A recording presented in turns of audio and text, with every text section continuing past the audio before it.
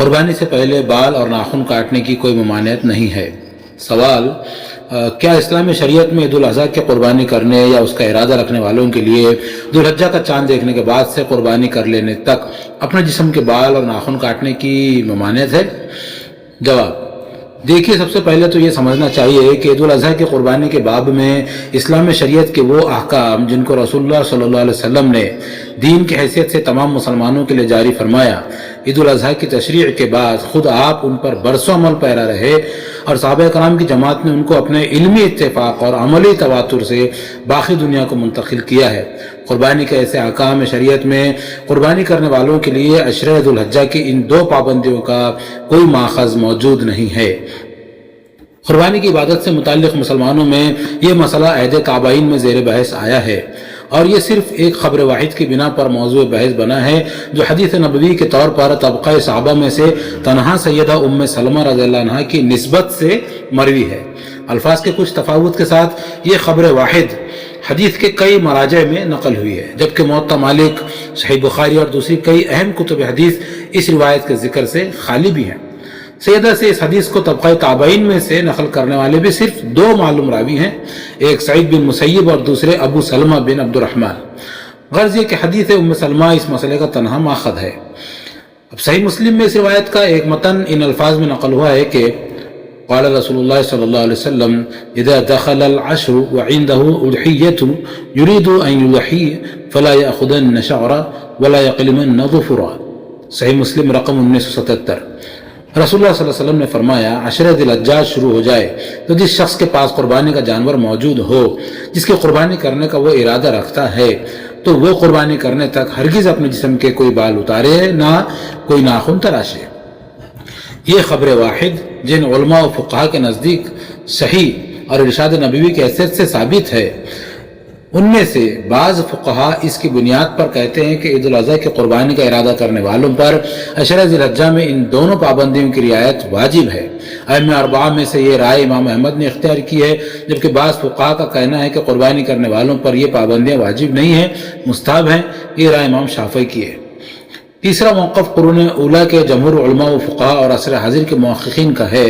وہ کہتے ہیں کہ ایک طرف سیدہ ام سلمہ سے منقول اس روایت کا استناد، یعنی اس کی سند رسول اللہ سے صحت کے ساتھ ثابت نہیں ہے،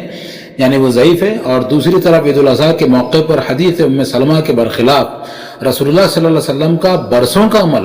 سیدہ عائشہ رضی اللہ عنہا کی مستند ترین روایتوں سے ثابت ہے۔ سیدہ عائشہ رضی اللہ عنہ کا بیان ہے، میں نبی کریم صلی اللہ علیہ وسلم کی ہدی کے جانوروں کے قلادے اپنے ہاتھوں سے بٹا کرتی تھی۔ ہدی کے جانور یعنی وہ جانور جو قربانی کے لیے حج میں بھیجے جاتے ہیں اور ان کے گلے میں جو پٹا ڈالا جاتا ہے اس کو قلادہ کہتے ہیں۔ تو حضرت عائشہ کہتی ہے کہ میں اس کو اپنے ہاتھوں سے بٹا کرتی تھی، پھر نبی صلی اللہ علیہ وسلم اسے مکہ مکرمہ روانہ کر کے ہمارے ساتھ مدینہ ہی میں مقیم رہتے، اور جن کاموں سے آدمی حالت احرام میں اجتناب کرتا ہے آپ ان میں سے کسی کام سے اجتناب نہیں کیا کرتے تھے۔ چنانچہ جمہور علماء و فقہا کے موقف کے مطابق سیدہ ام سلمہ کی نسبت سے مروی خبر واحد یعنی ایک خبر، یہ خبر کی بنیاد پر قربانی کرنے والوں کے لیے عشرہ ذی الحجہ میں ایسی کوئی پابندیاں ثابت نہیں ہوتی۔ مزید برآں خود نبی، آپ کے صحابہ اور قرون اولیٰ کے مسلمانوں کا اس پر کبھی عمل نہیں رہا ہے۔ راقم الحروف یعنی یہ لکھنے والا قواعد علم روایت کی روشنی میں حدیث ام سلمہ کے تمام منقول طرق کی مفصل تحقیق کے بعد اس نتیجے پر پہنچا ہے کہ اس روایت کا کوئی ایک طریق بھی صحیح یا حسن کے درجے میں ثابت نہیں ہے جس کو حدیث نبوی کی حیثیت سے حجت کے طور پر پیش کیا جا سکے، یعنی یہ روایت حضور کے قول کی حیثیت سے پیش نہیں کی جا سکتی۔ تحقیق سے معلوم ہوا ہے کہ اس روایت کے بعض طرق یعنی جو اس کی سند ہیں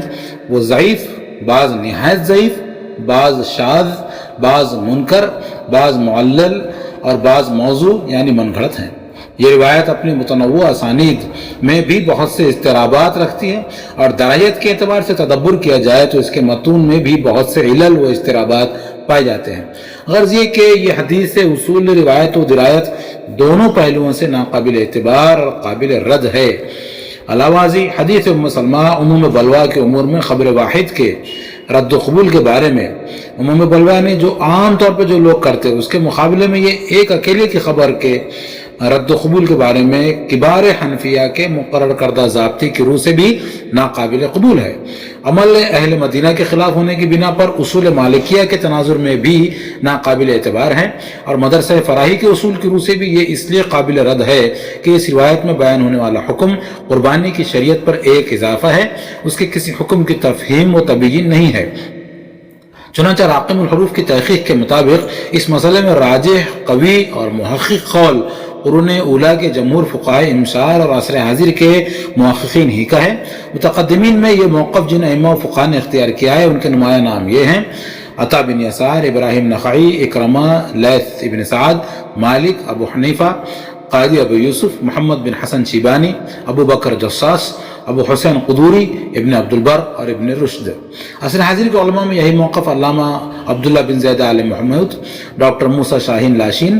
شیخ صالح المغامسی، شیخ فوزی بن عبداللہ الاثری، ڈاکٹر خالد الحیک، ڈاکٹر محمد بن عبداللہ سریع، ڈاکٹر فواد بن یحییٰ الہاشمی، ڈاکٹر سعید بگداش اور محقق احمد قاسم الغامدی نے اختیار کیا ہے۔ اس موقف کے مطابق قربانی کرنے والے کے لیے عشرہ ذو الحجہ میں جسم کے کسی بھی حصے کے بال کاٹنا یا ناخن تراشنا نہ حرام ہے اور نہ مکروہ۔ یہ دونوں اعمال ان ایام میں بھی عید کے قربانی کا ارادہ رکھنے والوں کے لیے اپنے اصل حکم ہی پر رہیں گے، یعنی جسم کے جن بالوں کو کاٹنا باقی دنوں میں مباح ہے وہ ان ایام میں بھی مباح یعنی جائز ہوگا۔ اسلامی شریعت میں تطہیر بدن یعنی بدن کی پاکیزگی کی غرض سے مسلمان مردوں اور عورتوں کے لیے بڑے ہوئے ناخن تراشنے، زیر ناف کے بال مونڈنے، بغل کے بال صاف کرنے اور بالخصوص مردوں کے لیے مونچھوں کو پست رکھنے کو جو ضروری قرار دیا گیا ہے، سنت میں یہ احکام جس طرح باقی دنوں میں مشروع ہیں، ضرورت پڑنے پر عشرہ ذی الحجہ میں قربانی کا ارادہ رکھنے والوں پر بھی ویسے ہی لاگو ہوں گے۔ اسی طرح عید الاضحیٰ کی قربانی کرنے والوں میں سے جو لوگ عشرہ ذی الحجہ میں عمرہ ادا کریں گے تو اس کے مناسک کی تکمیل پر جس طرح باقی دنوں میں سر کا حلق یا تقصیر لازم ہے، اس عشرے میں بھی ان کے لیے یہی حکم ہوگا۔ ھذا ما عندی واللہ اعلم بالصواب۔ خلاصہ تحقیق ڈاکٹر محمد عامر گزدر۔